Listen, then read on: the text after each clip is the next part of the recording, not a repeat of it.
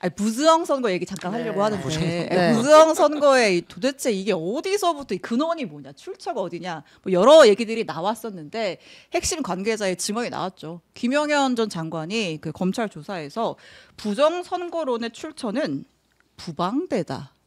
부방대가 뭐예요? 저 처음 알았어요. 부정선거 부패 방지대라는 게 있다고 하네요. 총괄 대표가 황교안 전 국무총리라고 하고요. 그리고 이제 여기서 이 단체 등이 전쟁기념관 앞에서 집회를 개최했는데 거기에 민경욱 전 국민의힘 의원도 부정선거의 상징 같은 분이잖아요. 같이 참석을 해서 발언을 했다. 부정선거 부패 방지대 있대요. 가 부방대래요? 네, 네. 그치요?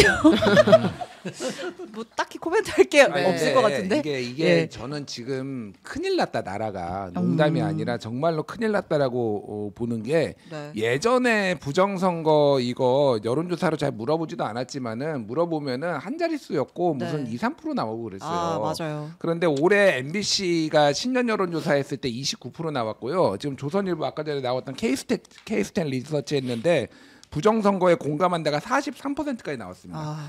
이게 기본적으로 국가 시스템을 완전히 어떤 그 시스템이 정상적으로 작동한다라는 거를 부정하는 게 이거를 이게 점화시킨 게 이제 윤석열하고 이 세력들이거든요. 지금 이거는 좌우를 떠나가지고 진보 보수를 떠나서 이거는 굉장히 그러니까 국가를 해하는 일이에요. 그러니까 체제 부정이고 이거를 회복하기 위해서는 너무 많은 에너지와 어떤 그게 소모됩니다. 그래서 이걸 어떻게 바로 잡아야 되나? 이게 이런 식으로 가면 이제 내정 가는 거예요. 그러니까 이게. 그러니까 사실은 그 내용은 들여다보면 형편없는데 그 얘기를 하는 사람의 커리어가 일종의 크게 작용하는 게 부정선거론이라고 생각을 해요. 왜냐하면 황교안 전 대표 같은 경우에 당대표도 했지만 공직에서 법무부 장관하고 국무총리를 했잖아요. 근데 대통령 권한대행도 했죠. 권한대행도 네. 했고. 근데 그런 사람이 지속적으로 부정선거 얘기를 해.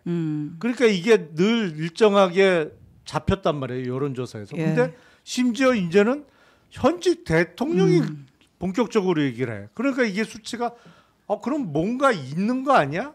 뭐가 있으니까 대통령이 저런 얘기를 하겠지 하면서 부정선거론이 확 올라갔단 말이에요. 근데 참 웃기는 게 제가 2022년 지방선거에 출마했을 때 0.5% 차이로 졌어요. 낙선을 했어요. 눈물 납니다. 근데 저는 부정선거 때문에 제가 졌다라고 얘기한 적도 없고 그렇게 생각도 안 해요. 근데 윤석열 대통령은 0.73% 차이로 이겼잖아요. 예. 그러니까 가장 맹점이 아니 누가 부정선거를 하고 조작을 하면 아슬아슬하게 이기게 조작을 하지 아슬아슬하게 지게 조작을 하는 사람이 어디 있냐라는 게 가장 합리적인 의문인데 부정선거 때문에 내가 10% 이상 이겼어야 되는데 아슬아슬하게 이겼다는 거야. 근데 더욱 환장하는 건 그 얘기가 먹혀.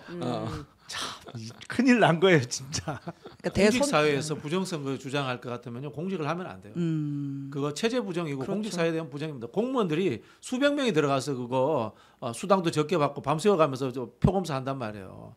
그런 수백 명을 어떻게 우리가 다 짜고 쳐가지고 이 선거 부정을 만들어낸단 말인가? 불가능한 이야기예요. 근데 이제 여기 나오시는 그 국민의힘 패널들이 공통적으로 하는 이야기는 뭐냐면 그래 우리도 부정선거를 믿지는 않아. 근데 믿는 사람들이 이렇게 많잖아. 그러면 어쨌든 이 의혹 해소 차원에서라도 한번 검증을 공식적으로 해봐야 되는 거 아니야? 이런 쉬워요. 얘기. 아니 돈 모아오세요. 돈 모아가지고 행정소송하시고 투개표한 보존 신청하시면은 오픈해서 다 볼 수 있습니다. 돈 모아오세요 이거. 제가 돈이요. 말씀드리지만. 그게 제일 비겁해요. 그 얘기를 계속 하잖아요. 권성동 원내대표도 그 얘기하고 뭐 신동욱 원내부대변인도 그 얘기하고 막 그러는데 제일 비겁합니다. 그러니까 이게 나는 부정선거를 믿을 정도로 비합리적인 사람은 바보는 아니야. 아니야. 바보는 아니야. 하지만은 거의 검증을 동의하진 해봐야 않아. 그게 그 가장 비겁한 건데 자 보십시오. 2020년 총선에서 부정선거라고 소송 제기한 것만 127건이었어요. 그랬죠. 그때 검찰총장이 누구였죠? 윤석열이에요. 윤석열 예. 대통령이었죠. 한 건도 안 나왔어요. 그리고 지난 대선 때 2022년에도 11건의 부정선거 소송이 제기됐어요. 한 건도 당연히 안 나오죠. 네. 작년 4월 총선에도 34건의 부정선거 소송 걸렸는데 한 건도 안 나왔습니다. 윤석열이 검찰총장이거나 윤석열이 대통령이거나 윤석열이 지가 나왔거나 지금 다 그런데도 한 건도 안 나왔어요. 네, 이거 어떻게 뭐 더 검증을 해? 이제 뭘 검증하자는 뭘 건지 검증을 사실 하라고. 잘 모르겠어서 그래서 못 우리 김용남 다루겠어요. 의원이 아까 공수처 효용성 없다 그랬잖아요. 예. 선관위도 효용성 없는 거예요. 아이. 헌법기관이죠. 전 세계에서 선관위가 헌법기관인 나라 우리나라밖에 없을 거예요. 선관위 인원수가 전 세계에서 제일 많아요. 제가 프랑스 선관위원장을 만났거든요. 예. 문 똑똑 두드리면 선관위원장이 직접 나와요. 아이고. 선거 때 위원들 구성돼 있다가 공무원 한 20-30명 근무해요. 그러다가 선거 때 파견 받았어요. 우리나라처럼 헌법기관에 대해서 일상적으로 진급도 잘 돼요. 네. 이렇게 했는데 선관위가 늘 평소에 딴짓하고 있다는 거야. 정치 괴롭히고 정치인들 괴롭히고 이상한 선거법 만들어가지고 뭐 허위사실 공표 그거 웃기지도 않는 걸 만들어가지고 정치인들 날리고 이런 것만 이제 관심 쓰니까 네. 선관위가 이렇게 했는데 선관위가 제발 선관위가 또 민주시민교육 권한도 있거든요. 이것도 굉장히 문제인 게 선관위가 그 권한을 갖고 와서 정당이 못하게 해놨어요. 자기 조직 키우려고. 그러면 제대로 민주시민교육 해가지고 전 국민들이 이런 의혹 제기 안 하도록 좀 제대로 했으면 좋겠어요. 선관위도 진짜 무용론입니다. 무용론. 이게 부정선거가 그 근거가 뭐냐, 출처가 뭐냐 그러면 이게 순환이에요. 돌고 돌아요. 그러니까 유튜브에 뭔 내용을 봐라.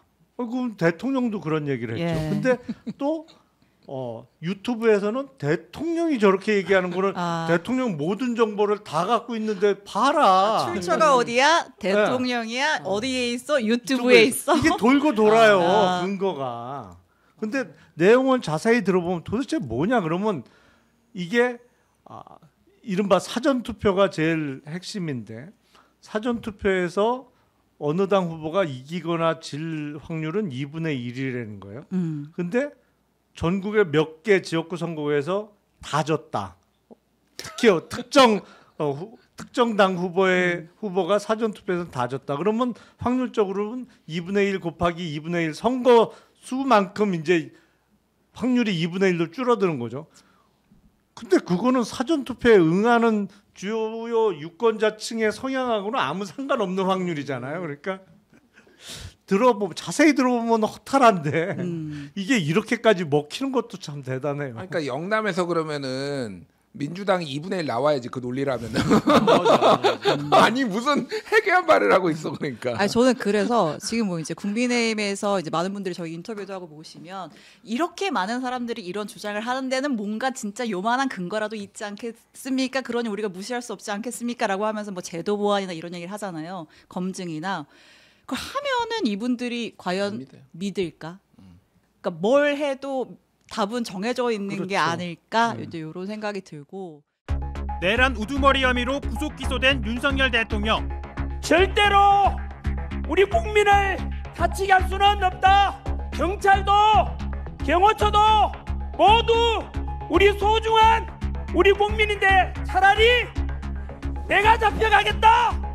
이렇게 윤석열 대통령께서는 본인 스스로 희생을 선택했습니다. 지난 주말 탄핵 반대 집회에 참석한 한국사 강사 전한길 씨는 윤 대통령이 꺼내든 부정선거 의혹에 거듭 힘을 실으며 계엄은 불가피했다고 주장했습니다. 실제로 제가 조사해보니까 너무나 많은 의혹과 의심을 살 만한 점이 많았습니다. 과거 군사 쿠데타와 비교하며 내라는 말도 안 된다고도 했습니다.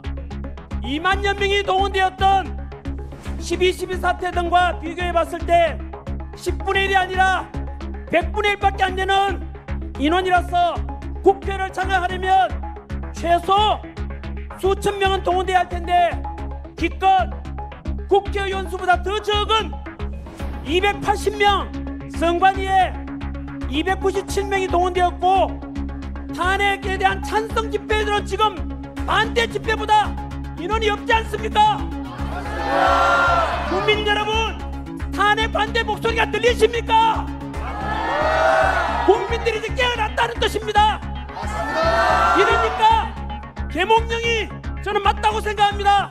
선관위 한 직원은 직장인 익명 커뮤니티 블라인드에 글을 올려 답답함을 토로했습니다. 전한길 씨를 겨냥해 명칭부터 알고 문제 제기하라고 한 겁니다. 대만처럼 전자개표가 아니라 수작업으로 진행해 보시죠. 내 주인은 내가 뽑는다라는 이 민주주의의 가장 근본을 지키는 것이 저는 중요하다고 생각합니다. 선관위 직원은 전자개표기가 아니라 투표지 분류기라고 꼬집었는데요.